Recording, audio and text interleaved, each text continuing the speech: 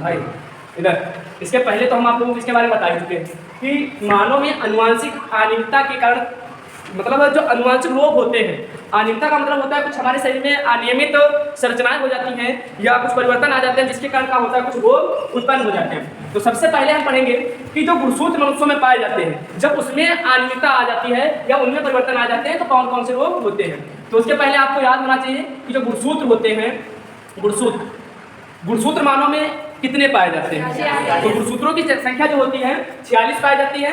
और अगर कभी कोई पूछ दे गुणसूत्र जो बने होते हैं वो काहे के बने होते हैं, तो गुणसूत्र जो बने होते हैं एक हिस्टोन प्रोटीन और न्यूक्लिक अम्ल से मिलकर बने होते हैं। काहे से मिलकर बने होते हैं, हिस्टोन एक प्रोटीन होती है, और प्रश्न अगर हम बात करें तो न्यूक्लिक अम्ल में डीएनए आरएनए कोई भी हो सकता है। न्यूक्लिक अम्ल इन दोनों चीजों से मिलकर बने होते हैं, ठीक है।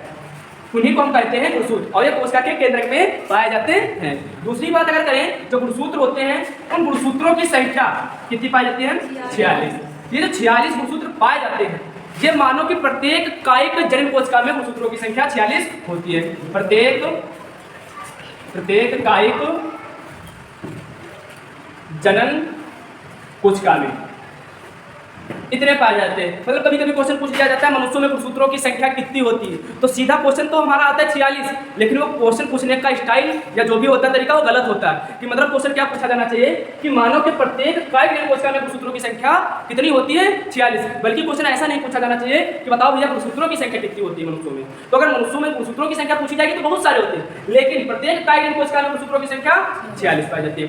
और आप सभी को मालूम है ये जो गुणसूत्र पाए जाते हैं ये कितने प्रकार के होते हैं, 2 प्रकार के। एक आप लोगों ने पढ़ा होगा ऑटोसोम्स, एक होता है ऑटोसोम्स, या इन्हीं को बोला जाता है दैहिक या कायिक गुणसूत्र। और इधर हम बात करें तो इनको बोला जाता है लिंग गुणसूत्र। इनको क्या बोला जाता है, लिंग गुणसूत्र।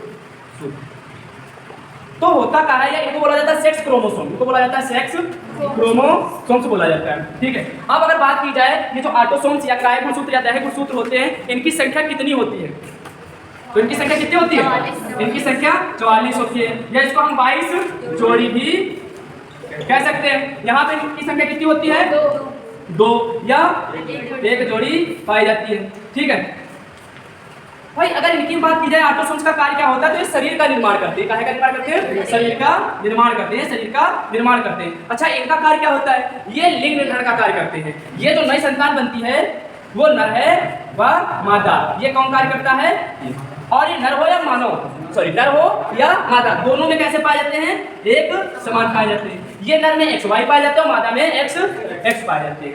जब लिंग निर्धारण की प्रक्रिया होती है तो अगर यहाँ से X आता है तो ये बनेगा, तो ये गर्ल हो जाएगी, और यहाँ से Y आएगा तो XY ये बॉय हो जाएगा। ये इनका जो मुख्य कार्य होता है वो लिंग निर्धारण का कार्य होता है। लेकिन हम पढ़ तो ये नहीं रहे थे, हम पढ़ना तो क्या है कि मानव में जब कोई परिवर्तन आ जाएगा अनुवांशिक, तो उनके द्वारा कौन से रोग उत्पन्न होंगे। तो सबसे पहले हम इसमें ये पढ़ेंगे कि मानव में जो गुणसूत्र पाए जाते हैं, जब उन गुणसूत्रों में कोई परिवर्तन हो जाता है तो कौन कौन से रोग उत्पन्न होते हैं। तो सबसे पहले गुणसूत्र की संख्या कितनी पाई जाती है जो हमने बता दिया। अब होगा क्या, या तो सबसे पहले ये कायिक गुणसूत्रों में परिवर्तन आएगा तब कोई रोग उत्पन्न होगा, या उसके बाद में लिंग गुणसूत्रों में परिवर्तन आएगा तब कोई रोग होगा।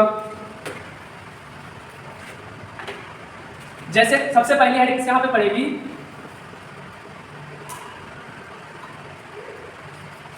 गुणसूत्रों में परिवर्तन द्वारा उत्पन्न रोग। जब आप ये पढ़ेंगे गुणसूत्रों में परिवर्तन द्वारा रोग, तो भैया इनको कितने भागों में बांटा गया था, 2 भागों में। एक तो कायिक गुणसूत्र पाए जाते हैं उनमें कोई परिवर्तन आएगा तब कोई रोग होगा, और एक लिंग गुणसूत्र। तो नंबर 1 क्या आएगा, जब कायिक गुणसूत्रों में परिवर्तन द्वारा उत्पन्न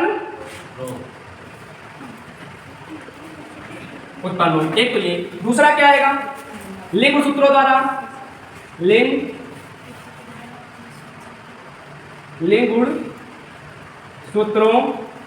गुणसूत्रों में परिवर्तन द्वारा उत्पन्न। भाई एक बात तो सही मालूम का, ये झूठ मूठ इसको लगा दिया करे रोज, ठीक है। और इसको अपलोड करें हम चाहे ना अपलोड करें, कम से कम आप बहुत अच्छे से बैठ के सुनते तो हैं, वरना वैसे चिक चिक चिक चिक लगे रहते हो। ठीक है, तो देखो भैया, एक तो यह लिंग सूत्रों में परिवर्तन द्वारा उत्पन्न रोग होगा, और एक कहाँ होगा, यहाँ पे। अब यहाँ पे काय गुण सूत्रों की संख्या भैया कितनी पाई जाती है, 44 पाई जाती है, और जोड़ी में अगर हम बात करें तो 22 जोड़ी। अब यहाँ पे क्या होता है, इससे संबंधित कुछ रोग होते हैं, यहाँ इनसे भी संबंधित कुछ होते हैं। यहाँ इनकी संख्या कितनी होती है, 2 या 1 जोड़ी। आप देखो, अगर यहाँ पे काय गुण सूत्रों में परिवर्तन द्वारा जो रोग होते हैं उनके हम पहले नाम लिख लेते हैं। तो सबसे पहले एक हम ट्रिक बताए थे, क्या, DAP। तो ट्रिक DAP। डी का मतलब क्या होता था, डाउन सिंड्रोम। ये डाउन सिंड्रोम का होता है। दूसरा एडवर्ड सिंड्रोम, और तीसरा देखो ए से डी से डाउन, ए से एडवर्ड, टी से पटाओ। इंक है का, पटाओ सिंड्रोम। ठीक है भैया। अब एक को हम बात करेंगे कि ये डाउन सिंड्रोम का होता है, एडवर्ड सिंड्रोम का होता है, और ये पटाओ सिंड्रोम का होता है। अच्छा, जो डाउन सिंड्रोम होता था, जो 22 जोड़ी कायिक या ऑटोसोम्स गुणसूत्र पाए जाते हैं, इन्हीं 21वीं जोड़े पर एक गुणसूत्र की क्या हो जाती थी, एकाद सूत्रता। देखो 2 शब्द और याद कर लो भाई, एक शब्द होता है एकाद सूत्रता, जब गुणसूत्रों की संख्या क्या हो जाती है, 1 बढ़ जाए, ऐसे हो जाए, बराबर 47। और एक होता है एकल सूत्रता, जब गुणसूत्र 1 कम पड़ जाए, 46 - 1 45 हो जाए। तो एक होता है एकाद सूत्रता जिसको बोला जाता है ट्राइसोमिक, और एक होता है एकल सूत्रता जिसको बोला जाता है मोनोसोमिक। ठीक, अब देखो यहाँ पे होता क्या है, जो ये 22 जोड़ी गुणसूत्र पाए जाते हैं, इसी 22वें जोड़ी में एक गुणसूत्र आता है। जैसे ये जोड़ी हम बना दें, अंत में हम बता दें ये जो है 22वीं जोड़ी है, ये क्या है, 22वीं जोड़ी गुणसूत्र है। इसके पहले यहाँ पे जो गुणसूत्र आएगा, ये आएगा 21वीं जोड़ी वाला, 21वीं जोड़ी। अब ये डाउन सिंड्रोम में क्या होता है, जो काय गुणसूत्र पाए जाते हैं उसके 21वीं जोड़ी काय गुणसूत्रों में एकाद सूत्रता हो जाती है। इसमें क्या होता है, जो 21वीं जोड़ी गुणसूत्र होते हैं, गुणसूत्र वहां पर एक गुणसूत्र की एकाद सूत्रता हो जाती है, एकाद सूत्रता हो जाती है भाई। जब एक गुणसूत्र ज्यादा हो जाएगा, मतलब यहाँ पे 2 पाए जाते थे लेकिन कुछ संरचना ऐसी हो जाती है, तो जब एक गुणसूत्र ज्यादा हो जाएगा, तो आप बताओ भैया, जब एक ज्यादा हो जाएगा, पहले कुछ ऐसी संरचना पाई जाती थी लेकिन एक बढ़ गया, तो कितने हो जाएंगे, इतने गुणसूत्र हो जाते कि नहीं हो जाते? आप ही बताओ, जब ये इतने गुणसूत्र हो जाते थे, तो जब ये काय गुणसूत्रों में परिवर्तन होगा ना, तो आपके शरीर में परिवर्तन आएगा। तो आप बताओ कि ये जो जब शरीर में परिवर्तन आएगा, तो इसके द्वारा कौन से लक्षण होते थे, इस रोग से जो पीड़ित व्यक्ति होते थे ना, इस रोग से पीड़ित व्यक्ति में सबसे पहले गुणसूत्रों की संख्या 47 हो जाती है। दूसरी बात, ये 21वीं जोड़ी गुणसूत्र पर एकाद सूत्रता हो जाती है, गुणसूत्र ज्यादा हो जाता है। तीसरी बात, इस रोग से पीड़ित व्यक्तियों का जो चेहरा होता है, चेहरा कैसा हो जाता है, मंगोलो जैसा हो जाता है, जिसमें अगर हम बात करें, माथा चौड़ा, गर्दन छोटी, नाक जो होती है चपटी होती है, कद छोटा होता है, मतलब अनेक प्रकार के ये परिवर्तन पाए जाते हैं। ठीक है, तो मंगोलो जैसा चेहरा हो जाता है, इसलिए इसको मंगोलियन जड़तावी रोग कहा जाता है। क्वेश्चन कभी कभी पूछ दिया जाता है कि भैया डाउन सिंड्रोम की खोज किसने की थी। इसकी खोज एक वैज्ञानिक हुए थे, लेगडन डाउन। तो खोज एक वैज्ञानिक लेगडन डाउन ने की थी। इसी के नाम पे इसका नाम रख दिया गया था डाउन सिंड्रोम। ठीक है, इसके बाद में अगर हम बात करें तो एडवर्ड सिंड्रोम होता है एकाद सूत्रता के कारण ही। लेकिन आप ये बताओ, किस जोड़ी पे एक गुणसूत्र की एकाद सूत्रता हो जाती है? 18वें जोड़ी पर, 18वें जोड़ी गुणसूत्र पर एकाद सूत्रता हो जाती है, तो 18वें जोड़ी। अब यहाँ भी जब 18वें जोड़ी पे एक गुणसूत्र बढ़ जाएगा, माना कि जैसे ये 18वीं जोड़ी गुणसूत्र था, यहाँ पे एक बढ़ जाएगा ऐसे, तो एक बढ़ गया ना ये, तब इस गुणसूत्रों की संख्या कितनी हो जाएगी? 46 में एक जुड़ जाएगा, कितनी हो जाएगी? 47। ठीक है, अब इसके लक्षण क्या है? नाक चोंच जैसी हो जाती है। लक्षण इसके क्या है? नाक चोंच जैसी हो जाती है, और जो कान होते हैं वो लटके या लंबे होते हैं। क्या है भैया? वही पूछ रहे हैं, इसके बाद में पूछेंगे। अच्छा, एक तो हमने बता दिया लक्षण क्या हो जाता है, कान लटके, दूसरा नाक चोंच जैसी जैसे है तुम लोगों की। दूसरी बात अगर हम बात करें, एक तीसरा वो बताया था, वो क्या बताया था, अंगूठा छोटा हो जाता है। ठीक है, ये हो जाए लक्षण क्या हो जाएंगे, नाक तुम जैसी, मतलब चोंच जैसी, चोंच जैसी, और जो नाक क्या, कान कैसे हो जाते हैं, लंबे। ठीक है, और अंगूठा छोटा। देख लेना आप लोग, कहीं तुम लोगों के अंगूठा छोटे छोटे तो नहीं, तो पता चले तुम लोग इस रोग से पीड़ित हो। तो ये भैया लोग हो जाता है कौन सा, एडवर्ड सिंड्रोम। ठीक है ना, ये हो जाता है एडवर्ड सिंड्रोम। आप दूसरी बात करें हम पटाउ सिंड्रोम की। अच्छा बताओ भैया, पटाउ सिंड्रोम, तो ये बताओ पटाउ सिंड्रोम किस गुणसूत्र की एकाग्रता के कारण होता था, किस गुणसूत्र पर एकाग्रता हो जाती थी, किस जोड़ी, 13वें जोड़ी एकाग्रता हो जाती थी। उसके बाद हम ये लिख देना 13वें जोड़ी गुणसूत्रों की एकाग्रता हो जाती थी। मतलब यहाँ भी एक गुणसूत्र अधिक हो जाता था, जिससे गुणसूत्रों की संख्या 47 हो जाती थी। भाई इसके लक्षण बताओ क्या होते थे इसमें, चुप, इसके भी लक्षण बताओ क्या होते थे, ये वाली लाइन बताओ इसके लक्षण। इस रोग से पीड़ित बच्चों का इस रोग से शांत हो जाती है, इस रोग से पीड़ित व्यक्तियों का क्या होता था, या तो गर्भाशय में ही खत्म, या तो जन्म लेने के बाद 1 वर्ष के अंदर ही खत्म। जब नहीं होता मतलब गर्भाशय में खत्म, या तो जन्म के 1 वर्ष के अंदर ही शांत। सर्दी हमारा अंगूठा कट गया, ये बता रहे हैं कि सर्दी उनके सिंड्रोम है। ए भैया इससे सुनो, बिटिया तो कट गया है अंगूठा, तो आप तुम बताओगे तो एक से 2 हो गया है। अच्छा हम देख रहे कितना अंगूठा कटा था। अरे बिटिया ये तो कट गया ना, ये थोड़ा ना होता है। सर्दी बैठी हो उधर से भी बता रहे हैं। अरे वो तो ये तो कुछ भी बताएंगे। ठीक है चलो इधर, तुम लोग बहुत दुष्ट हो। हाँ इधर नाम नहीं लेंगे वरना थोड़ा खराब लगेगा। बिटिया सर जी ये सुना जाएगा आराम से, कोई परेशानी नहीं। और कोशिश करेंगे, इधर सुनो, कोशिश यही करेंगे ये जो सिंड्रोम वाले जितने भी हैं, जो हम सिंड्रोम बताएं उनकी फोटो बगल में लगा देंगे एडिट करके। अगर मिल गया तो हम फोटो भी लगा देंगे वीडियो में, जिससे आप लोगों को पता चल जाएगा। तो भाई मेरे ख्याल से ये 3 सिंड्रोम हो गए, एक तो सिंड्रोम डाउन सिंड्रोम हो गया, एडवर्ड सिंड्रोम, पटाउ सिंड्रोम। तीनों सिंड्रोम समझ में आए होंगे। डाउन सिंड्रोम में 21वीं जोड़ी पर, एडवर्ड सिंड्रोम में 18वीं जोड़ी पे, पटाउ सिंड्रोम में। अब बात करेंगे भैया हम इसमें लिंग गुणसूत्रों में। ये बात है इन लोगों में ना, किसी प्रकार की बात को लेकर कोई लड़ाई नहीं होती है। बताओ उस बेचारी का अंगूठा कट गया, उसको बता दीजिए रोग है, ये कोई बात नहीं भाई, रोग। अब यहाँ पे लिंग गुणसूत्र जो पाए जाते हैं आप सभी को मालूम है, एक तो नर और मादा। नर में X Y और मादा में X ये बात है। इससे संबंधित 2 रोग है, एक तो क्लाइनफेल्टर सिंड्रोम है, कौन सा, एक ये रोग, और दूसरा टर्नर सिंड्रोम।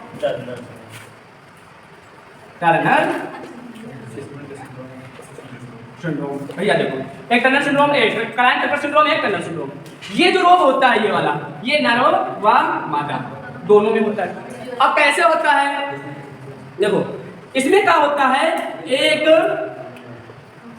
गुण सूत्र की एकाध सूत्रता हो जाती है, एकाध सूत्रता हो जाती है।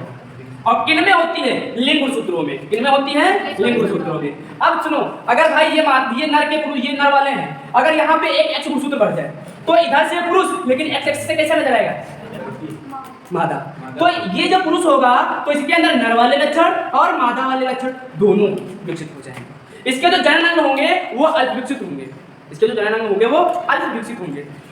यहाँ पे अगर कोई वाई आ जाए, तो एक महिला थी, एक गुणसूत्र बढ़ गया वाई, ये तो मादा थी भैया, लेकिन जब इधर से देखेंगे तो क्या नजर आएगा, तो इस मादा के अंदर नर वाले लक्षण आ जाते हैं, जिससे भैया इसके जो जनन अंग होते हैं, जनन अंग वो क्या होते हैं, अल्प विकसित, इनके भी जनन अल्प विकसित हो जाते हैं। अब इस कैटेगरी में जो लोग आते हैं जिनके अंदर भैया कौन से लक्षण है, मादा वाले भी और नर वाले भी, वो लोग किस श्रेणी में जाते हैं आप लोग बहुत अच्छे से जानते हैं, इनको किन्नर बोला जाता है। ठीक है, वो इसी के अंदर भाई आते हैं। इसके बाद में देखो ये इसी प्रकार से रोग हुआ, या तो पुरुषों में भी हो सकता है और नर में भी हो सकता है और मादाओं में भी हो सकता है। यहाँ पे अगर गुणसूत्र बढ़ेगा क्या परिवर्तन आएगा, यहाँ भी तो परिवर्तन आएगा, ये सब आपको बता देंगे।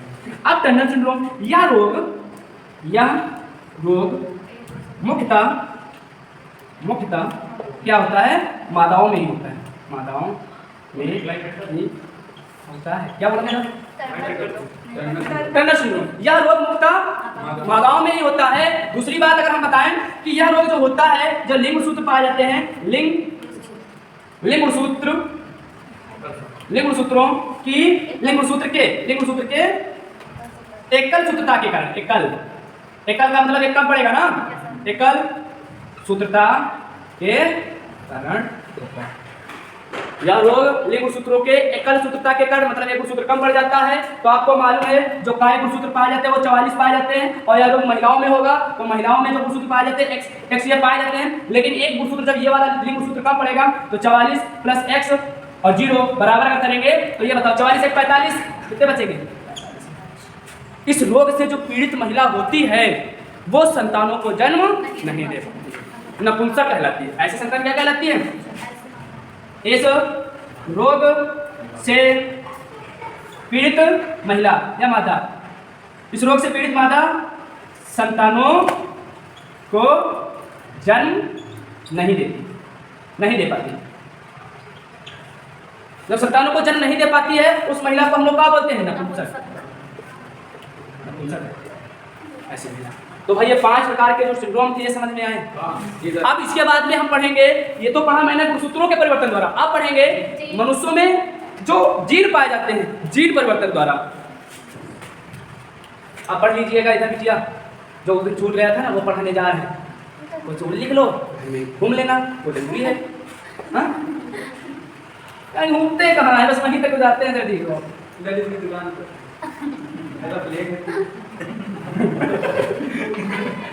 पूरा चौराहा घूमने के बाद ही बोला जाता बस तने पे तो गए थे ललित की दुकान, बस कापी ले रहे हैं, चाची का काम का थोड़ा तो नहीं चले गए थे, वरना कहाँ जाते हैं? बस नहीं लगा पानी। बिल्कुल नहीं खा जो आप। ए पानी लाओ, पिया पहले बात कहे। सब्जी कहियो किसको नहीं तो फुनका खाओ। पढ़ लिख लो, उसके बाद चौराहा नहीं, इतने बड़े बड़े चौराहा घूमने को मिलेंगे कि नहीं मिलेंगे?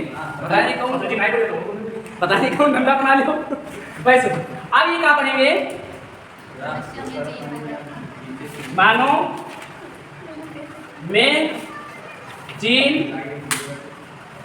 परिवर्तन द्वारा उत्पन्न रोग। भाई ये थोड़ा खतरनाक टॉपिक रहता है, इसलिए भाई इसको थोड़ा ध्यान से पढ़ लीजिएगा। लेकिन ध्यान कहीं का उड़े है, हाँ इसको थोड़ा ध्यान से पढ़ लीजिएगा क्योंकि ये खतरनाक रहता है। अब जब मानव में हम जीन परिवर्तन द्वारा उत्पन्न रोग पढ़ेंगे तो सबसे पहले हम पढ़ेंगे जो मानव में गुणसूत्र पाए जाते हैं। मानव में गुणसूत्र जीन में गुणसूत्रों के जीनों में कुछ परिवर्तन आ जाते हैं जिसके द्वारा कुछ रोग उत्पन्न हो जाते हैं। तो क्या पढ़ेंगे?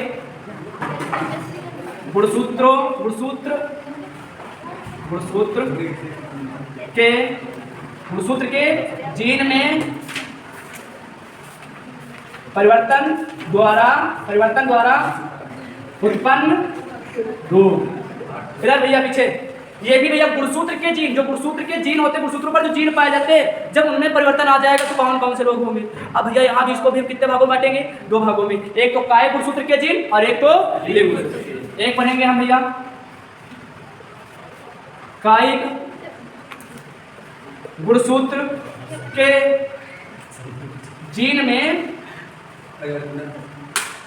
परिवर्तन डाले थे कि निकाले थे? ठीक है, आपको लगता है परिवर्तन द्वारा उत्पन्न रोग। एक तो ये पढ़ेंगे भैया कि जब काय गुणसूत्रों के परिवर्तन द्वारा कोई रोग उत्पन्न होगा, काय गुणसूत्र जो पाए जाते हैं 44 22 जोड़ी, उनमें कोई परिवर्तन होता है तब कौन सी बीमारी होती है। दूसरा पॉइंट इसी में हम पढ़ेंगे जो भैया लिंग गुणसूत्र पाए जाते हैं, और लिंग गुणसूत्रों की संख्या कितनी होती है? 2 होती है। लिंग गुणसूत्र के जीन में परिवर्तन द्वारा उत्पन्न लिंग गुणसूत्र के जीन में परिवर्तन द्वारा उत्पन्न रोग। एक बात और बता दें भाई, अब हम रोज वीडियो इसको इसे हम बनाएंगे और रोज तुम लोग शांति बैठो, ठीक? रोज बनाया करेंगे। नींद लगे पानी नहीं मतलब पेन नहीं चलाने को पड़ता है ना इसलिए। ठीक है, खंभा में आपको सही अब बैग लेके बैठोगे किसी चीज की ना तो नींद लगेगी। सेकंड मस्तिष्क आपको मालूम होना चाहिए। सेकंड मस्तिष्क तो सर ये रीढ़ की हड्डी।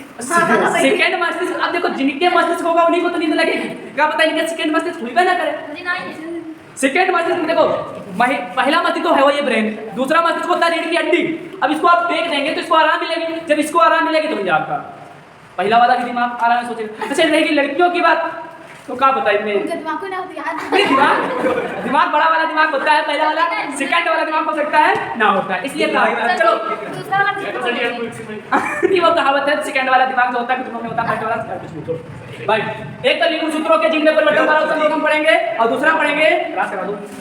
अब जब इसलिए हम पढ़ेंगे तो इधर भाई यहाँ पे कुछ लोग जो पढ़ेंगे उनके हम नाम लिखेंगे। सबसे पहले यहाँ पे हम पढ़ेंगे रज्जक हित्ता कि भैया रज्जक हित्ता का होता है, कौन सी बीमारी होती है, ठीक है ये समझ लो। दूसरी एलकेप्टोन्यूरिया, एलकेप्टोन्यूरिया। अब ये नाम इतने खतरनाक हैं तो सोचो एक रोग कैसे खतरनाक नहीं होंगे ना। दूसरा तीसरा रोग का पढ़ेंगे हम phenyl ketonuria, phenyl ketonuria, phenyl ketonuria. ये और एक और लोग इसमें पढ़ेंगे जिसमें का होता है आरबीसी जो होता है, आरबीसी में ऑक्सीजन की कमी हो जाती है जिससे आरबीसी जो होता है हसिया का नजर आने लगती है, जिसको बोला जाता है हसियाकार रुधिराण। क्या बोला जाता है? हसियाकार रुधिराण, हसियाकार रुधिराण। रक्त अलपता, रक्त अलपता मतलब रक्त की कमी, या इसी को इंग्लिश में बोला जाता है एनीमिया। एनीमिया जैसे को क्या बोला जाता है? एनीमिया। अब ये रोग पढ़ेंगे तो भैया एक एक रोग पढ़ लेंगे, इसको हम बाद में पढ़ेंगे। सबसे पहले हम पढ़ेंगे का रंजक। देखो रंजक हिंता होता का है वास्तव में, मार्कर रंजक हिंता वास्तव में क्या होता है?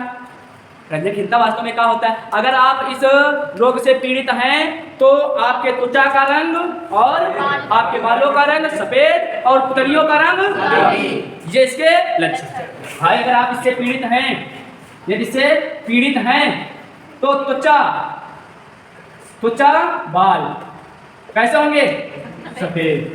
और जो पुतली पाई जाती है ना, पुतलियां कैसी?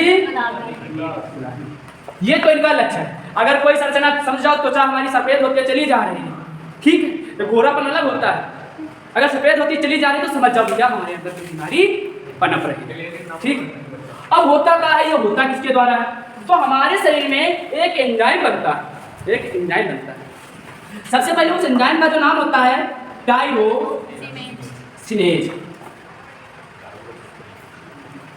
ये एक एंजाइम होता है। जब ये एंजाइम हमारे शरीर में बनेगा,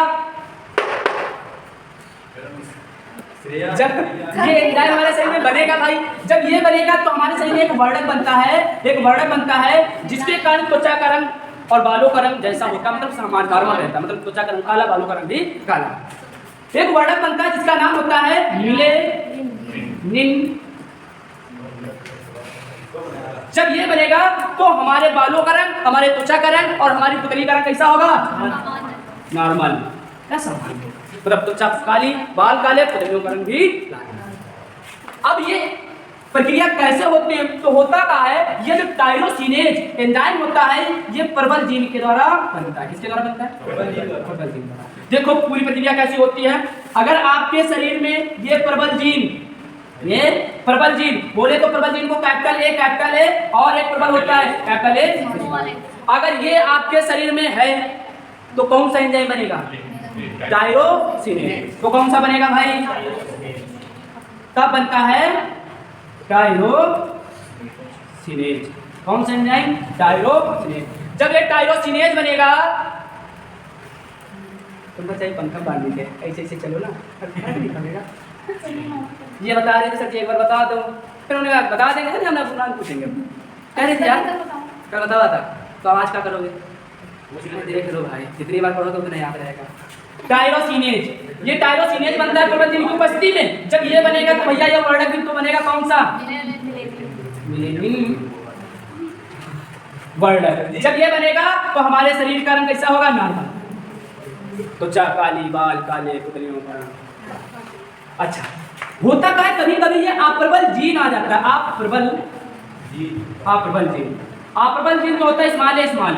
जब ये आ जाता है तो ये टायरोसिनेज एंजाइम नहीं बनेगा। जब ये नहीं बनेगा तो ये भी नहीं बनेगा। जब ये नहीं बनेगा तब यहाँ पे क्या होता है, जो बाल होते हैं, जो त्वचा होती है कैसी हो जाती है? सफेद। और जो पुतली होती है वो गुलाबी। ये रंजकहीनता रोग होता है। बताओ, ये रोग समझ में आया?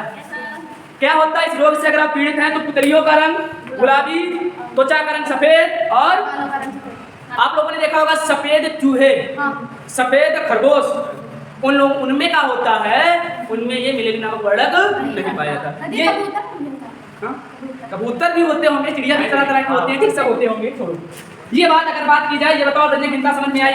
दूसरा बात, अगर ये रोग पूछे किसके कारण होता है, तो भैया यह रोग अप्रबल जीन की उपस्थिति के कारण होता है। अगर अप्रबल जीन उपस्थित होगा तभी ये रोग होगा।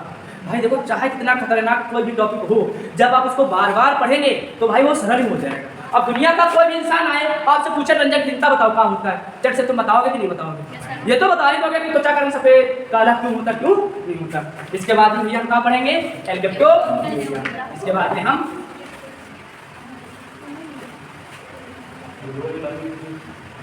भैया एल्केप्टोन्यूरिया देखो क्या होता है।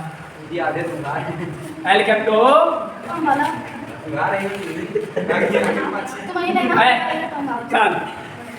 एल्केप्टोन्यूरिया का होता है यार। यदि देखो, अब सबसे पहले ना इसके लक्षण पता होने चाहिए क्या होते हैं। तो इसके लक्षण क्या होते हैं भाई? किसी भी रोग के लक्षण पता है ना, तभी तो पता कर पाएंगे ये लक्षण है। अगर इस रोग से कोई पीड़ित व्यक्ति होता है तो क्या होता है? गठिया रोग हो जाता है। कौन सा? गठिया रोग। कौन सा रोग होगा? गठिया रोग। दूसरी बात, आपकी यूरिन वायु के संपर्क में आते ही, जो यूरिन होती है इस रोग से पीड़ित व्यक्ति, यूरिन वायु के संपर्क में आते ही कैसी पड़ जाएगी? ये इसके लक्षण होते हैं। ये अगर लक्षण याद है ना, आप बताओ एल्केप्टोन्यूरिया अगर कोई पूछा कर, जैसे कोई नॉर्मल क्वेश्चन पूछ दे कि वह कौन सा रोग होता है जिसके वायु के संपर्क में आते ही यूरिन काली पड़ जाती है, तो अब भाई ये क्या होता है? ये क्या होता है? तो यहाँ पे आपको याद होगा हमने 2 एमिनो में बताए थे, फेनाइल एलेनिन बताया था। देखो होता क्या है, फेनाइल एलेनिन, फेनाइल एलेनिन और कौन होता है? टायरोसिन नामक अमीनो अम्ल पाए जाते हैं। भाई आपके शरीर में फिनाइल एलेनिन या टायरोसिन नामक अमीनो अम्ल पाए जाते हैं, जिनका पहले चरण में क्या होता है? उपापचय, मतलब इनको तोड़ा जाता है। जिनका पहले चरण में, जिनका ये जितना छोटा छोटा लिखना दिखता है कि नहीं दिखता उसको? जिनका पहले, अरे तुमको नहीं, फोन की बात करें, जिनका पहले चरण में उपापचय होता है,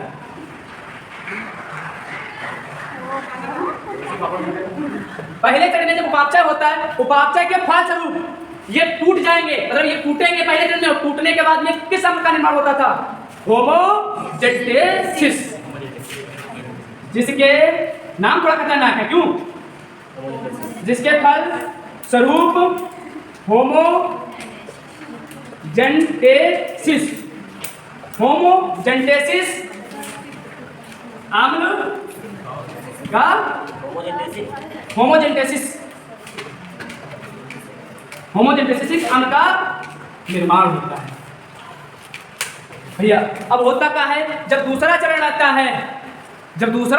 है, तो दूसरे चरण में ये जो होमोजेंटेसिस अम्ल होता है, इसका भी उपापचय होता है। दूसरे चरण में होमोजेंटेसिस अम्ल का उपापचय, मतलब ये भी टूटता है, लेकिन इसको तोड़ने के लिए एक एंजाइम की आवश्यकता पड़ती है, और वह एंजाइम प्रबल जीन की उपस्थिति के कारण ही बनता है, या प्रबल जीन की उपस्थिति में ही बनता है। देखो मैं आगे बात बता दे रहा हूँ। जिसके फलस्वरूप होमोजेंटेसिस अम्ल का निर्माण होता है, और सेकेंड चरण में सेकेंड चरण में इस अम्ल का उपापचय होता है किंतु इसका उपापचय एक एंजाइम करता है, किंतु इसका उपापचय या इसको तोड़ता कौन है, इसका उपापचय एक एंजाइम करता है, एंजाइम करता है और उस एंजाइम का निर्माण प्रबल जीन की उपस्थिति में होता है। तो जो एंजाइम होता है मैं उसका नाम लिख दूं पहले, उसका नाम जो होता है 1,2 डाई ऑक्सीजिनेज। ये एंजाइम है भैया जो होमोजेंटेसिस अम्ल का उपापचय करता है और इस अम्ल का निर्माण किसके द्वारा होता है, प्रबल जीन द्वारा। जब भैया ये बनेगा तो ये होमोजेंटेसिस टूट जाएगा, इसका उपापचय हो जाएगा। और जब ये नहीं बनेगा तो ये ये अम्ल होता है होमोजेंटेसिस अम्ल ये एकत्रित होकर हड्डियों के जोड़ों में इकट्ठा हो जाता है, जिसके कारण गठिया रोग हो जाता है। दूसरा पॉइंट, इसकी मात्रा जब अधिक हो जाती है तो यूरिन के द्वारा ये बाहर स्रावित होने लगता है, जिसके कारण वायु के संपर्क में आते हैं यूरिन काली पड़ जाती है। बताओ इतनी बात समझ में आई? तो ये रोग को खत्म कर दिया जाएगा, ये रोग खत्म। फिनाइल और टाइरोसिनेज नामक अमीनो अम्ल पाए जाते हैं जिनका पहले चरण में उपापचय होता है, जिसके फलस्वरूप होमोजेंटेसिस अम्ल का निर्माण होता है। सेकेंड चरण में क्या होता है, उपापचय होता है, किंतु इसका उपापचय एक एंजाइम करता है, जिस एंजाइम का निर्माण प्रबल जीन द्वारा होता है और वह एंजाइम होता है कौन, डाइऑक्सीजिनेज। मान लो अगर ये ना हो, अप्रबल हो, जब अप्रबल होगा तो ये एंजाइम नहीं बनेगा। जब ये नहीं बनेगा तो जो होमोजेंटेसिस होता है इसका उपापचय नहीं होगा। जब इसका उपापचय नहीं होगा तो ये हड्डियों में इकट्ठा हो जाएगा और यूरिन द्वारा बाहर। अब ये बात किसकी आती है, अब बात आती है इसकी आएगी ये वाला ना, फिनाइल कीटोन्यूरिया। तो ये रोग कुछ इस प्रकार से नहीं। अब हम बात करेंगे फिनाइल कीटोन्यूरिया की। यहाँ तक समझ में तो आया होगा ना?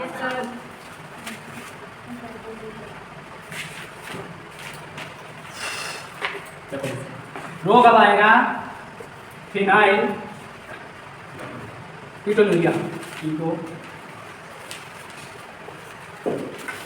देखो ये कितने खतरनाक आप लोगों ने तो मलेरिया, टीबी, टाइफाइड, जुकाम, खांसी, डेंगू ये सब नॉर्मल पढ़े तो ये रोग हैं। अगर ये गाँव रोग बतावे लगो जाए कहीं बैठ के यहाँ वो तो पढ़ाई सही क्या देखो कहवा करवा लेंगे, तुम्हारी कोचिंग सब बंद करवा दी, ठीक है। तो ये रोग होते भैया फिनाइल कीटोन्यूरिया। जब फिनाइल कीटोन्यूरिया की बात करते हैं इसमें भी फिनाइल एलेनिन नाम है। देखो इसमें भी क्या होता है, लक्षण की हम बात बता देते। लक्षण क्या होता है, इसमें भी जो अम्ल होता है एमिनो अम्ल वह उसका उपापचय नहीं हो पाता, मतलब वह टूट नहीं पाता है, जिसके कारण वह अम्ल तंत्रिका ऊतक में जमा हो जाता है, कोशिकाओं में और तंत्रिका ऊतक में जमा हो जाता है, जिसके कारण लोगों के दिमाग में ये कह सकते हैं सोचने की क्षमता कम, या ये कह सकते हैं मानसिक रूप से अल्प विकसित हो जाते हैं इस रोग से, ठीक है। तो मंगाओ के भैया पता चले घर से पैसा दिए थे 100 सब्जी लेते हैं, सब्जी पूरी बताया नहीं, लेकिन जब बाजार पहुंचे तो बाद हम तो सब्जी भूल गए, कहाँ सब्जी मंगाए तो फोन निकाल के पूछ रहे भैया कहाँ मंगावा।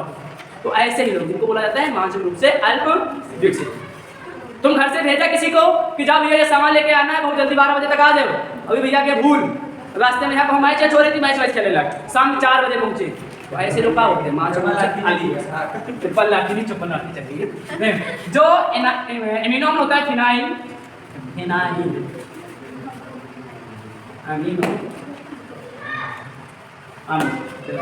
एमिनो अम्ल का उपापचय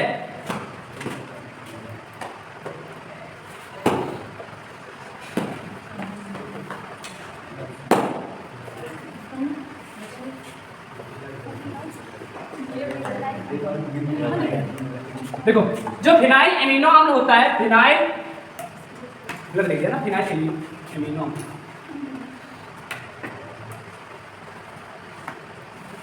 एलेनिन। जो फिनाइल एलेनिन अमीनो अम्ल होता है उसका पापचामान कुछ नहीं होता है, टायरोसिनेज। मतलब इस अमीनो अम्ल का इसमें परिवर्तित होना है तो होना है, अगर ये इसमें परिवर्तित नहीं होगा तो ये जो होता है ये वाला ये कोशिकाओं में इकट्ठा हो जाता है या तंत्रिका ऊतकों में इकट्ठा हो जाता है। और तंत्रिका ऊतक तो आप लोग जानते हैं, तंत्रिका कोशिकाओं को जो सूचना इधर से उधर प्रदान करती है, टाइलर का होता है। अमीनो अम्ल का उपापचय टायरोसिन अमीनो अम्ल में होता है यदि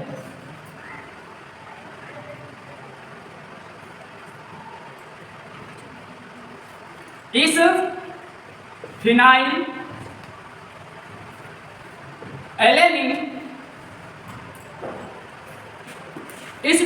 एलेनिन अम्ल को टायरोसिन अम्ल में बदलने के लिए एक एंजाइम की आवश्यकता होती है। और वह एंजाइम किसके द्वारा बनेगा? प्रबल जीन की उपस्थिति में। और वह एंजाइम प्रबल जीन की उपस्थिति में ही बनता है। देखो वो उस एंजाइम का नाम बता दें कौन सा होता है। तो उस एंजाइम का जो नाम, वो एंजाइम जो है उसका नाम होता है फिनाइल एलेनिन हाइड्रॉक्सिलेज।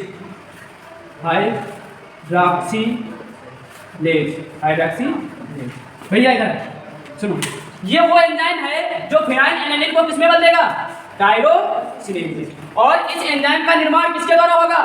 प्रबल जीन के द्वारा। अब सोचो अगर कहीं मान लीजिए प्रबल जीन है, प्रबल जीन, जब ये प्रबल जीन होगा, प्रबल जीन जैसे कैपिटल बी या कैपिटल बी स्मॉल बी, ये होगा तो कौन सा अम्ल बनेगा? ये बनेगा कि नहीं बनेगा? फिनाइल एलेनिन और हाइड्रॉक्सिलेज। ये बनेगा कि नहीं बनेगा? जब ये बनेगा भैया, जब ये बनेगा तभी तो ये फिनाइल एलेनिन किसमें बदल देगा? फिनाइल एलेनिन किसमें बदल देगा? टायरोसिन में बदलेगा। सोचो अब जब बदलेगा तो कोई दिक्कत नहीं भाई, कोई दिक्कत नहीं। अगर ये बदला नहीं, यहाँ पे कौन सा जीन है? अप्रबल। यहाँ पे जीन है अप्रबल जीन बोले तो स्मॉल बी। तो आप बताओ ये बनेगा क्या? नहीं बनेगा। ये नहीं बनेगा तो ये बनेगा क्या?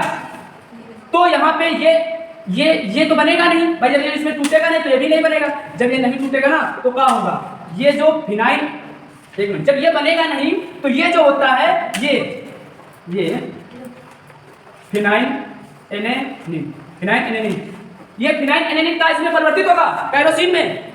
जब ये परिवर्तित नहीं होगा तो यह क्या होता है? सेल मतलब कोशिका के या तंत्रिका ऊतक में जम जाता है, जिसके कारण इस रोग से पीड़ित व्यक्ति मानसिक रूप से अल्पविकसित होते हैं। ये रोग का निशानी होगा आप लोगों के पास। अब क्या करोगे भाई? ये हेडिंग डालोगे, हाँ? उसके बाद में लिखोगे, इसमें टाइम भी लगेगा। तब तक क्या किया जाएगा? खुद मारेंगे।